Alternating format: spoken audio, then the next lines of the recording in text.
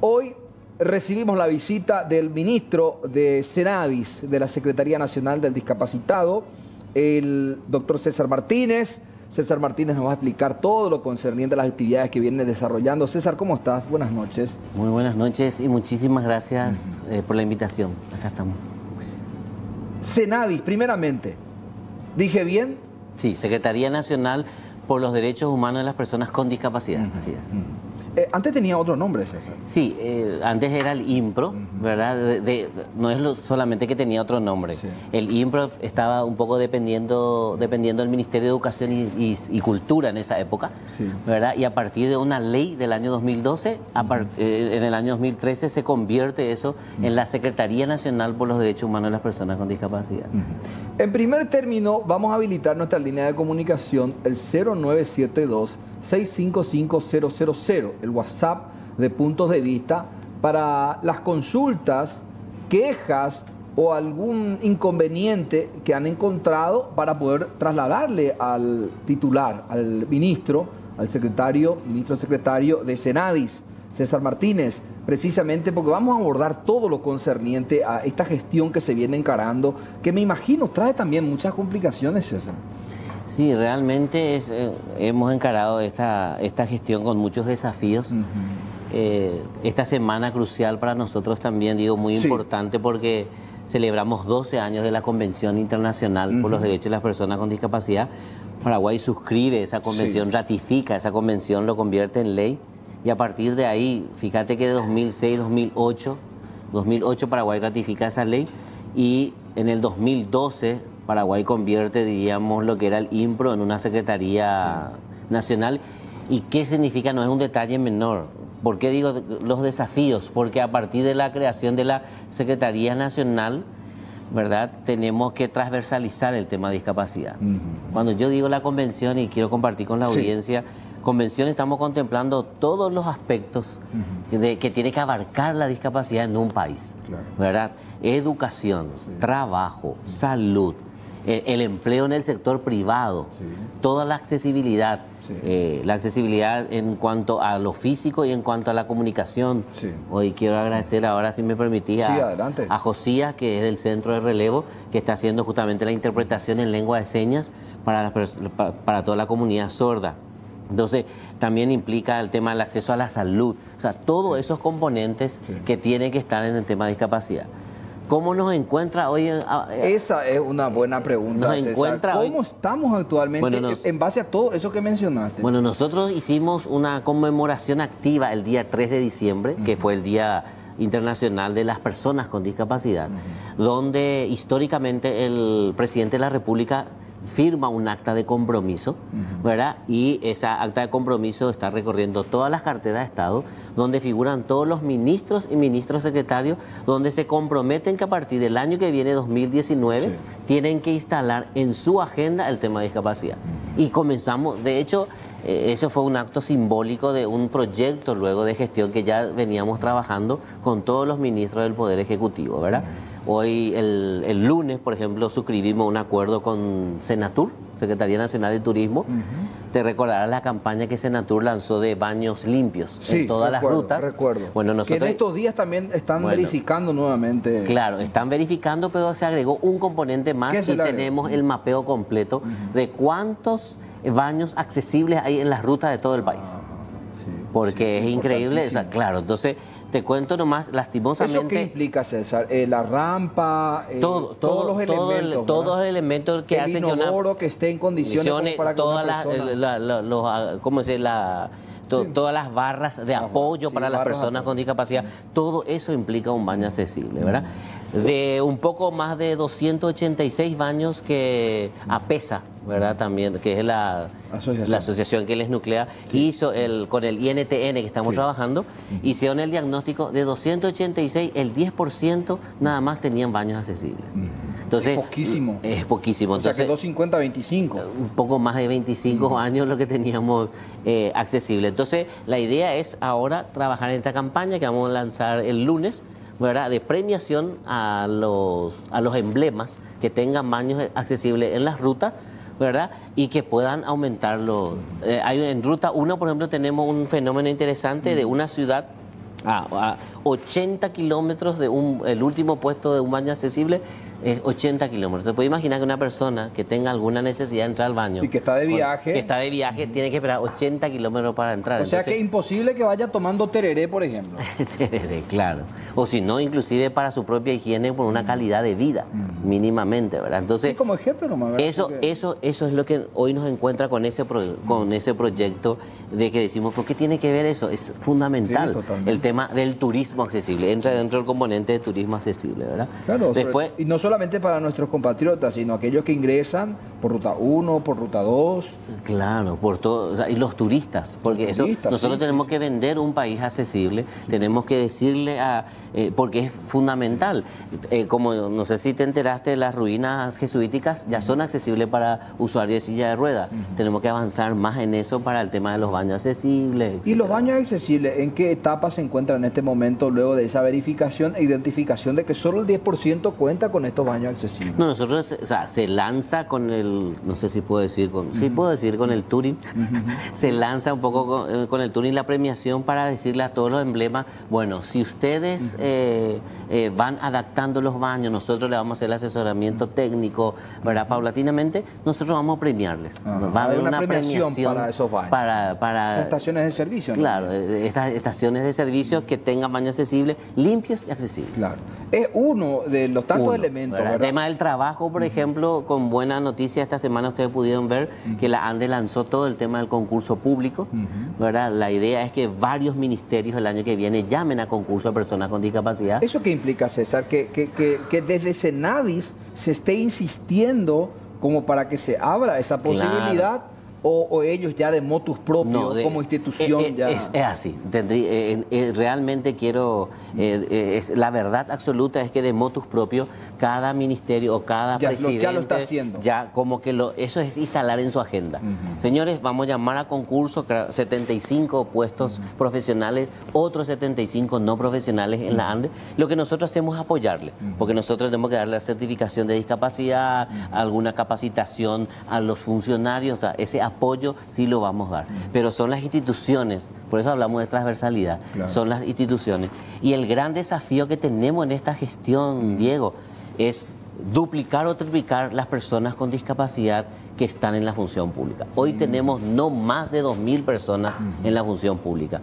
Queremos terminar esta gestión. ¿Cuánto calculas que deberían estar dentro? No, el ideal es 11.000. Fíjate un poco dónde estamos y cuánto nos falta. ¿Cuántos actualmente? Si duplicamos, triplicamos hasta el 2023, yo creo que es un logro. ¿Cuántos actualmente asisten a Senadis, por ejemplo, para algún que otro tratamiento? Bueno, nosotros hemos aumentado, estamos llegando a 16.000 a 17.000 usuarios por mes. Es muchísimo, César. O sea, ¿y en este local de Fernando de la Mora? No, en los las 7 filiales también. ¿Cuáles son las filiales que tienen? Tenemos en Concepción, Coronel Oviedo, Villarrica, ¿verdad? Después tenemos en Tedicuarumí, Concepción, ya dije, y Pilar. Pilar y Fernando de la Mora, que es nuestra sede. Claro, la sede central sería. O sea, nosotros ya recorrimos todas. Hoy estoy llegando de Tedicuarumí, de Villarrica, justamente. Sí, hay que fortalecer las filiales porque están un poco abandonadas. Y cuando hablas de fortalecimiento, me imagino que eso implica presupuestos. Eso significa presupuesto, sobre todo el tema del personal. Nosotros hoy visité una filial que estaba, la de Villarrica, trabaja bastante bien. ¿Verdad? O sea, ¿qué significa trabajar bien? Tienen 4 kinesiólogos, que realmente para la rehabilitación es importante, un médico, ¿verdad? Tienen una licenciada en enfermería y otros profesionales de la salud, ¿verdad? Y en Tedicuarumí nos hemos comprometido conjuntamente con el Consejo Local de Salud y la Intendencia a colocar más personal de blanco. Lo ideal sería que exista más personal de blanco para que las personas con discapacidad de esos lugares no vengan hasta Fernando de la Mora a recibir la atención, porque vienen todas a nuestra central, ¿verdad? Claro, de lugares distantes. Eso implica. Y también, Diego, ya que me preguntas qué significa fortalecer, los medicamentos no puede ser, o sea, nosotros hemos colocado como un desafío el año que viene que las personas con discapacidad de esos lugares, de esas zonas, no vengan a retirar medicamentos. Vienen solo para retirar medicamentos, por ejemplo.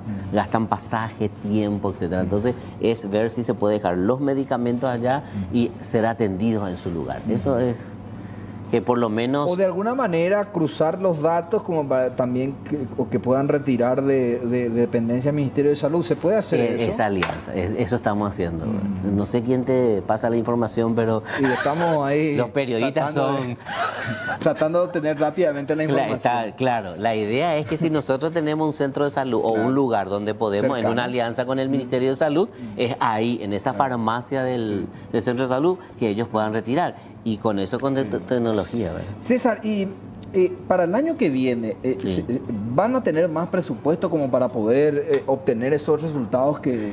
Nosotros hemos recuperado, y realmente quiero decir que es el trabajo de un poco de los compañeros de Senadi y de las personas con discapacidad que un poco reclamaron, ¿verdad? El Consejo Nacional de Discapacidad, que está la CONADI, todas las asociaciones que hicieron ese lobby para que nosotros realmente como Senadi podamos recuperar.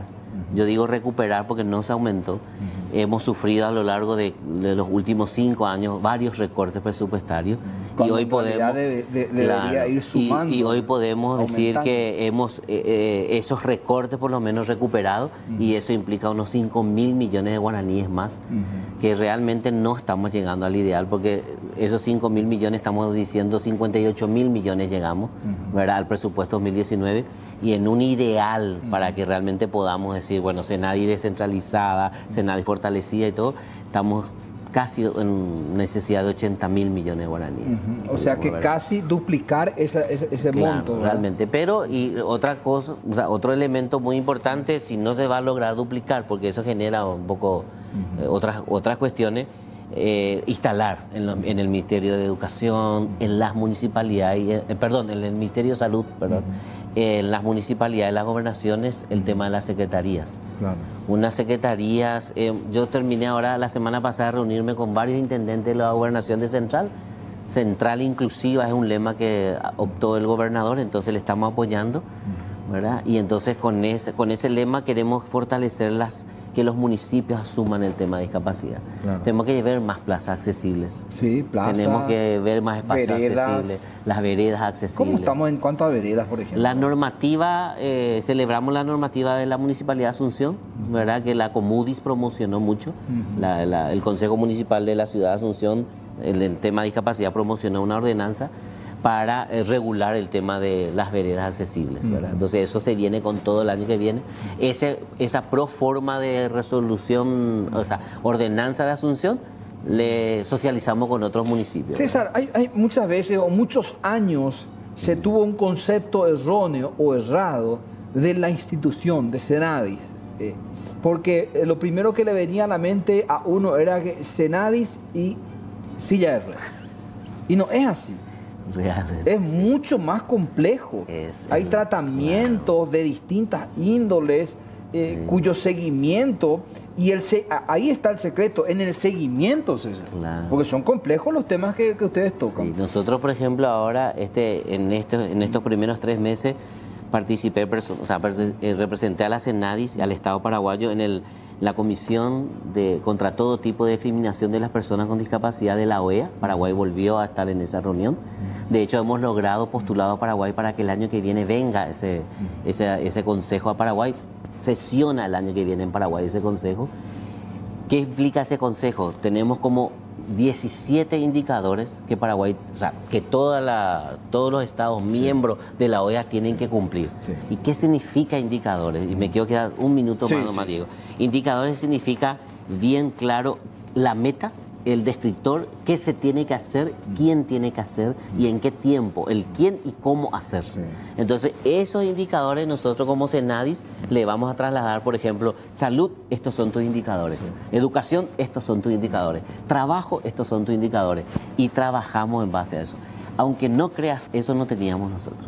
O sea, como esa calidad de descriptor. Tipo, ¿verdad? Una guía. Una guía de qué ahora, es lo que César, tiene que hacer. Y esa... constantemente mencionar la transversalidad. Sí. Se está dando como conviene a la institución, en el sentido de se reúnen periódicamente con el Ministerio de Educación, con el Ministerio de Salud y con otras instituciones como para engranar todo el trabajo? Sí, realmente estamos articulándonos. Y eso se va a reflejar, y te cuento que se refleja en las 4 sesiones de la CONADIS, 4 veces al año, y eso sí me comprometí como ministro de la CENADIS. Vamos a garantizar que todos los ministros del Poder Ejecutivo se sienten en el Consejo Nacional de Discapacidad 4 veces al año y se suscriba las acciones, cómo avanzamos y todo, con la sociedad civil. Porque yo he visto que sí, hay un aumento considerable en las veredas inclusivas, ¿verdad? Que es uno de los elementos, ¿verdad?, de los tantos que debemos incluir en la sociedad. Pero el tema de los buses no se ha avanzado, César. Sí, es un tema pendiente. En un momento dado empezaban a sacar colectivos, a circular, ¿verdad? No sacar de circulación, a circular colectivos inclusivos, buses inclusivos. Pero después de un tiempo a esta parte... Y ese es un indicador que justamente se dice del tema de los buses adaptados. En teoría, el 10% de la flota tiene que ser accesible el bus, el 10%. Creemos que eso tiene que aumentar un poquito más. Claro, y el 10% en función a cada empresa. Claro, de cada línea. Como para que uno ya tenga su horario, ese bus pasa a las 10, yo me voy en ese bus.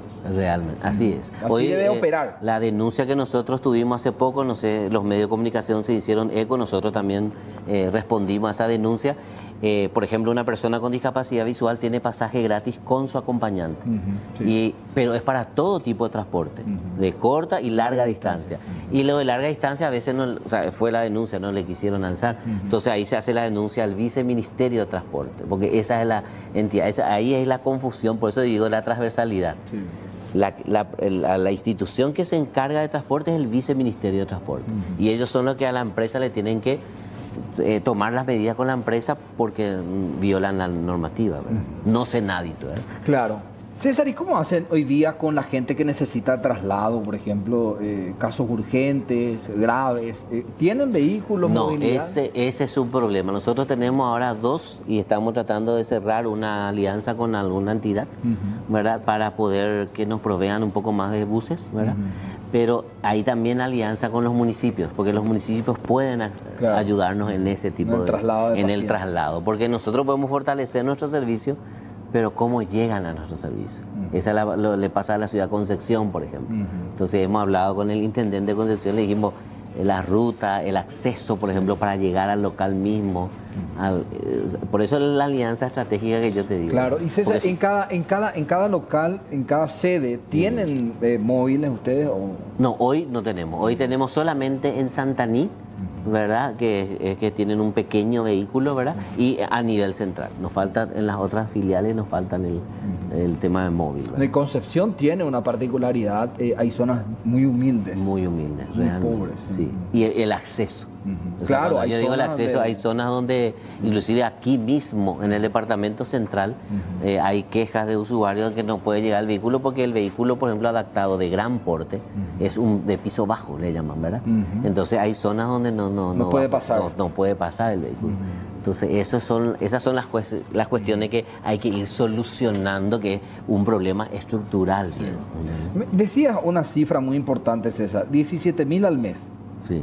En todo el país, en las distintas sedes. En las distintas sedes. Esos son los servicios. ¿Y hay una cifra o un porcentaje de gente que abandona sus tratamientos o terapias de estas 17.000 que requieren seguimiento? Sí, o sea, no te puedo decir con cifras exactas, pero sí tenemos. Hay un porcentaje. Porque es todo es un problema, y asumo una autocrítica de los dos lados, tanto la persona que le cuesta llegar porque para las sesiones, y también los turnos que hoy. Nosotros, por ejemplo, ahora vamos a cerrar un acuerdo, qué suerte que mencionaste eso, que abandonan y todo, con las universidades privadas. Tenemos 2 universidades privadas que tienen el tema de fisiatría, tienen kinesiología y todo. Entonces, estamos cerrando un acuerdo que yo creo que es histórico. Los usuarios de CENADIS van a poder irse a esos lugares, recibir la atención, ¿verdad?, y registrarse como que recibieron la atención como si fuera que es en CENADIS. Claro. Entonces, eso a través de una red de informática y un sistema de red que vamos a instalar en esa universidad. 7 filiales tiene esa universidad. Mira. Está muy buen... bien distribuido en el país. Bien distribuido en el país y con buen servicio. Tienen medicina, enfermería, entonces desconcentramos ahí. Sí, sí. Y esta desconcentración va a ayudar a que muchos pacientes vayan en esos lugares. Claro, ¿sabes? y que nos pierdan, o sea, que llegue más cerca de su casa. ¿Cómo sería? ¿Lo menos complejo? ¿Ustedes van a seleccionar otra vez los que van a ir a esos lugares? No, lo que realmente vamos por la profesión, por el perfil profesional que tenemos. Todo lo que sea kinesiología, lo que es rehabilitación, podrán ir ahí, ¿verdad? Entonces, hay inclusive, me decían que tenían medicina, entonces pueden ser atendidos por un médico, le puede recetar la medicación y ahí mismo también reciben el medicamento. ¿Cuándo se va a firmar ese acuerdo, señor? Nosotros firmamos la semana que viene ese acuerdo con las universidades, con 2 universidades privadas. En nuestra edición, reiteramos, 0972-655-000. Vamos a responder los mensajes de la gente. Ya están llegando los mensajes a través del WhatsApp y en instantes el ministro va a responder las consultas de la gente. Ministro, me decías, la cifra aproximada de los tratamientos que deben seguir es muchísimo, miles son, ¿no? Claro, nosotros tenemos en la lista completa de Senadi casi 120.000 usuarios. Es muchísimo. Pero faltaría más, ¿verdad? O sea, la gran pregunta que nosotros nos hacemos como Senadi, ojalá que no tengamos, o sea, cuando hablamos de Senadi, hablamos de rehabilitación, ojalá no tengamos luego. Porque fíjate que las cifras de salud y de, o sea, emergencias médicas y de IPS lo refleja el tema de, y la Policía Nacional que dice, ¿cuántos accidentados de tránsito tenemos ahora? ¿Verdad? 40 por mes, así por accidentes prevenibles, aumentó, ¿verdad? Que sí, y eso aumenta la cifra también de los pacientes. Eso, ¿o dónde terminan? ¿Terminan en salud pública o terminan en Senadis? Pero de salud pública los derivan otra vez a Senadi. Para rehabilitación. En el caso de rehabilitación. Claro, órtesis, o en los casos más graves o más complejos. Claro, los más complejos, ¿verdad? Los que tienen algún daño neurológico también. Claro, las secuelas, el tema de discapacidad, entonces sí o sí aumenta nuestra población. Porque yo creo que ahí es un punto muy importante donde tenemos que detenernos, César. Cuando hablamos de la discapacidad, hablamos de un aspecto muy complejo y de distintas gravedades, por decirlo de alguna manera. Claro, aparte que para tratar nomás de graficar, no quiero herir ninguna susceptibilidad. ¿Cómo nace IMPRO en 1972 y cómo también se instala el tema de los servicios del IMPRO? Estoy hablando ya de 1972. Nació como un servicio a patologías neurológicas o congénitas. Sí. Así inicialmente fue, ¿verdad? Hoy la Senadis es mucho más que eso, atiende todo lo que ha adquirido, ¿verdad? Y como somos un ente de gestión pública, no podemos decir, no, a vos no te vamos a atender, tenemos que atender inclusive todos los casos. De escasos recursos y de no escasos recursos pueden terminar en la Senadi porque es gestión pública. Eso no podemos reglamentar nosotros porque no podemos cerrar las puertas. ¿Cómo se hace hoy día el sistema de yo llego, saco mi número? ¿Cómo están en ese aspecto? No, hay un proceso de admisión, hay un equipo, ¿verdad?, que realmente... un equipo de profesionales, personal de blanco, que evalúan, ¿verdad? Le evalúan a la persona que llega a la Senadis para ver si corresponde o no estar dentro de la Senadis. Con eso estamos todavía inclusive reglamentando, porque dicen, no, el médico que le dice, anda nomás Senadis porque ahí te van a admitir. Entonces tenemos ese equipo que es de admisión, ¿verdad? Que tenemos que admitir que son buenos profesionales y que hacen un poco, le decir, bueno, vos vas a empezar con esta sesión. O sea, este es el camino o la hoja de ruta que vas a pasar. O le van a decir, no, esto realmente tenés que hacer. Pedimos esto, te dan esta medicación y no necesariamente tenés que hacer ningún servicio acá, ¿verdad? O sea, ese es el equipo de admisión, ¿verdad? Si cada día se va renovando. Sí, César, si hablamos de la transversalidad, por ejemplo, de un paciente que llega con problemas neurológicos y por consiguiente una discapacidad a raíz de esto, recibe su tratamiento en Senadis. Muchos de ellos pueden tener una vida normal, es decir, ir al colegio, ir a la escuela, trabajar, o muchas veces se pierde esa situación a raíz. Por ejemplo, decías el caso de un accidente de tránsito. Cae un joven de una motocicleta, tiene una grave situación neurológica, un inconveniente neurológico que deviene en algunas complicaciones. ¿Cómo continúa la vida de este joven? Claro, nosotros lo que en Paraguay no tenemos, y No sé si por ahí va o tu le pregunta. corta todo, César. Claro, nosotros en Paraguay lo que no tenemos, y ese es un gran desafío, es el tema de vida independiente que existen en nuestro país. Existe en Argentina, existe en Brasil, en Chile. ¿Qué significa vida independiente? Que el Estado tiene un mecanismo, ¿verdad?, para hacer el seguimiento en su domicilio, en su casa, en su vida, para lograr que esa persona no pierda toda su funcionalidad.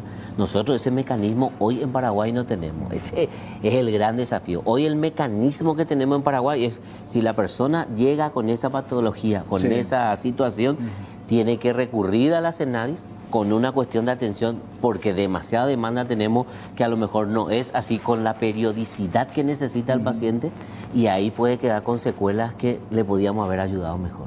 Ese es el gran desafío, Diego. O sea, nosotros tenemos que lograr primero que el servicio sea un poco más periódico, porque yo sé que muchos WhatsApp, y estoy reconociendo eso, porque eso es una cuestión que heredamos, ¿verdad? Tenemos, bueno, la próxima cita dentro de 2 meses o dentro de 3 meses. Se pueden acortar los periodos. La idea es acortar la frecuencia. ¿Cómo? Y eso es lo que, por eso dicen, ¿por qué el ministro de la Senadis firma convenio con la Universidad Católica? Yo mañana tengo un encuentro con la decana de la Facultad de Medicina, perdón por decir de la universidad, está bien. ¿Verdad? Para decirle, necesito que los médicos residentes, que los pasantes vengan a Senadis, que Senadis sea un centro de práctica. Entonces voy a tener mucho más personal de blanco, que es lo que necesita. Yo tengo un personal de blanco hoy, pero puedo tener 5 de esa universidad que están haciendo pasantía, y ahí puedo generar mayor oferta a esa demanda, y voy a acortar los plazos. Y voy a tratar de hacer... Es un dolor de cabeza, eso, ¿no? Claro, no, pero eso es necesario hacer. Nosotros tenemos que abrirse nadie a que se convierta en eso, ¿verdad? Y que dolor de cabeza me refiero a que tengas que alargar los plazos, y vos sabés las necesidades que tiene la gente de que los plazos sean más cortos. Y la secuela que puede tener. Yo como profesional te digo, la secuela que puede tener esos plazos que no son. Yo hoy necesito cada 8 días un tratamiento, y yo le paso a 1 mes, 2 meses. La secuela ya es irreversible muchas veces. ¿Y los casos más graves son a raíz de accidentes o son congénitos, los que tenés a la vista como experiencia? Y sí, yo creo que es más así perinatal o congénito, en el sentido de anoxia perinatal, o sea, la falta de oxígeno, o sea, el tema de congénitos. O sea, lo que pasa es que hay que ver, y bastante interesante, voy a llevar como tarea, es muy complejo. Claro, saber cuántos son el tiempo. El tema neurológico y la complejidad, porque realmente un detalle importante que se habla en rehabilitación, la complejidad, yo no te puedo decir cuánto tengo, porque la complejidad depende de cada persona, ¿verdad? Yo puedo tener un accidente de tránsito, pero de acuerdo a cómo reacciona mi organismo, qué tipo de rehabilitación, qué tipo de lesión, es la complejidad. Entonces, depende inclusive de cada... Por eso nosotros decimos caso por caso, ¿verdad? Pero lo que yo te estaba diciendo nomás, ese seguimiento posterior es lo que nosotros en Paraguay es un gran desafío. No sé si lo vamos a hacer en esta gestión, pero es un desafío. Sí, pero con tal que estos acuerdos permitan acortar esos plazos, yo creo que ya es un gran alivio para el paciente y para la familia. Porque claro, el dolor y todo lo que encierra eso no solamente lo lleva al paciente, sino se traslada también a la familia. Y el otro tema es un modelo que nos vamos a inventar. Nosotros no estamos inventando la pólvora. Antes, el siglo pasado, yo siempre digo, era el modelo rehabilitador solamente en el consultorio. Yo, o sea, venía el usuario y yo le enseñaba, le daba toda la rehabilitación, pero ahí me quedaba. Y le decía al papá, vení dentro de 8 días, vení dentro de... Claro. Hoy la rehabilitación basada en la comunidad, que es el tema, papá, vení vos, acompañame, entrá conmigo. Estos ejercicios que yo hago acá, vos tenés que hacer en tu casa, sí o sí, papá. O sea, el compromiso con o la tía o la abuela o alguien que tiene que estar haciendo en la casa. Eso no estamos inventándolo nosotros, hace rato eso está. Eso también es una metodología que estamos utilizando en la Senadis, ¿verdad? Entonces, papá y mamá, en ese 8 días o 15 días, hace ese periodo de rehabilitación, ¿verdad? Sí, y sobre todo ese seguimiento también que hay que darle después a que ellos continúen la vida, en el colegio, en la universidad, en el trabajo, que no se corte, ¿verdad? Porque ahí lo que... Pero la misma comunidad, en la misma comunidad, necesitamos que las personas con discapacidad salgan a la calle. O sea, ¿cuántos espacios recreativos nosotros tenemos? ¿verdad? ¿Cómo se puede mover una persona con discapacidad? Y en Central, ¿cómo estamos? Porque ahí ya hablamos a través de la vereda inclusiva, los espacios públicos inclusivos, Parque Ñuguazú, por ejemplo, un ejemplo de los tantos. Que sea inclusivo. Ñuguazú entiendo que tiene todos los estándares. Tiene los estándares. Pero así nomás me viene a la mente, si cuando hablamos de sacarle del domicilio, hablamos ya de que toda la sociedad debe ser inclusiva. Y en Central, ¿cómo estamos? Porque Asunción ha avanzado bastante. Pero Central, ¿cómo está César? Y está avanzando. Villa Lisa, Fernando de la Mora, Lambaré. Lo interesante es que, por ejemplo, cuando hay municipios que crean espacios comunitarios, ya piensan desde el enfoque accesible. Y eso es un avance. Claro, porque quiere decir que introdujiste en su agenda. Claro, que está cuando el acceso a la ciudad mujer, por ejemplo, Villa Lisa, ya es accesible, ya se pensó. Entonces, esa es instalar en la agenda. O sea, que permita la movilidad, la circulación, la señalética. Nosotros en Paraguay, Diego, a la gente dice, ¿por qué tanto se critica señalética? En la Convención Internacional se te plantea todo lo que es comunicación. Vos cuando vas a un lugar tenés que ver, o sea, te tienen que indicar ya por los medios que sea, con la letra grande, Sí, etcétera. nuestra señalética así chiquitita. Yo que soy miope no puedo leer yendo en mi auto. Bueno, entonces es terrible, bueno, es terrible la señalética. Eso es un cambio de cultura, o sea, es un poco ir cambiando. Entonces la persona como vos, como dijiste ya, utilizando, que tiene un problema de vista, va a poder identificar el nombre de las calles, o sea, cómo es tan amplio el tema de discapacidad, ¿verdad? O sea, los semáforos auditivos, ese es un gran desafío para los municipios. Tenemos que instalar los semáforos con sonido. No, y están, porque entonces la persona... Hoy día ya cambiaron muchas cosas en el mundo, César, ya no se usan las lomadas, se usan los carteles, iluminaciones, luces, todo ya ha cambiado. Por eso es que nosotros también debemos evolucionar hacia eso, ¿verdad? Tenemos mensajes de la gente que estamos recibiendo a través del WhatsApp.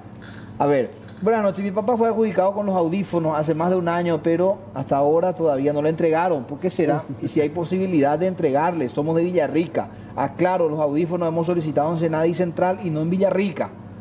Ya, sí, realmente. ¿Están teniendo sí, tenemos esa posibilidad. Audífonos. Tenemos el número, ¿verdad? Después para acceder al número. Sí, para responderle entonces en el privado, sin problema. Perfecto. Vamos a anotar entonces. Ahí está. Yo tengo un hijo con autismo y cuando fui especialmente para fonoaudiología me dijeron que ellos no estaban para su diagnóstico y él necesita muchas de esas terapias, aparte de psicología y terapia ocupacional. Qué raro, o sea, tenemos que ver un poco porque nosotros tenemos especialistas en autismo y tenemos que ver qué habrá pasado, ¿verdad? O sea, ¿y ¿cuál fue el fonoaudiología criterio? cómo está? Fonoaudiología tenemos una necesidad de aumentar más, ¿verdad? Profesional y equipamiento. Eso también es un detalle. Estamos ya cerrando para el presupuesto del año que viene. Más equipamiento. Los llamados, por lo menos un poco más moderno. Claro. ¿Verdad? A ver, sí, la siguiente pregunta, a ver, y mientras vamos observando los mensajes, porque se mezclan unos tantos con mensajes anteriores, ¿radiología cómo está? Estamos lanzando ya en diciembre. Yo vine equipos nuevos, ¿no? Equipos nuevos, modernos. No quiero hablar de propaganda, ¿verdad? Pero vamos a posicionar radiología. No, porque eso ayuda también para los estudios. Aparte que no es solamente equipo, ¿verdad? Sino que todo lo que... ahí un poco nos atrasamos porque tenemos que montar bien las paredes, el techo. El equipo de radiología tiene un espacio con unas especificaciones técnicas, Diego, ¿verdad? Entonces tenemos dos radiólogos, o sea, un radiólogo y una radióloga actualmente, ¿verdad? Profesionales listos para cuando toquemos el silbato, ¿verdad? De que nos digan los arquitectos y el ingeniero que ya está lista la sala. Yo creo que vamos a utilizar la radiología como regalo de Navidad. Claro, ¿sabes por qué te digo, César? Porque hay estudios que vos podés trasladar al Ministerio de Salud. Sí.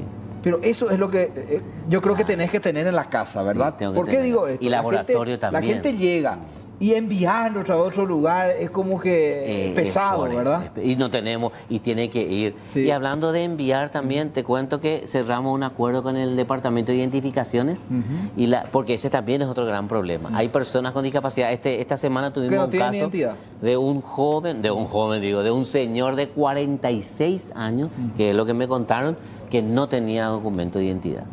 Nunca la familia pudo, no sé.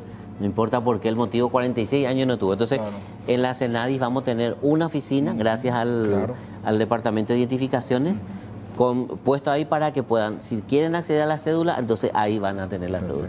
Porque es un trámite legal. A veces pues lo legal tiene que ir con...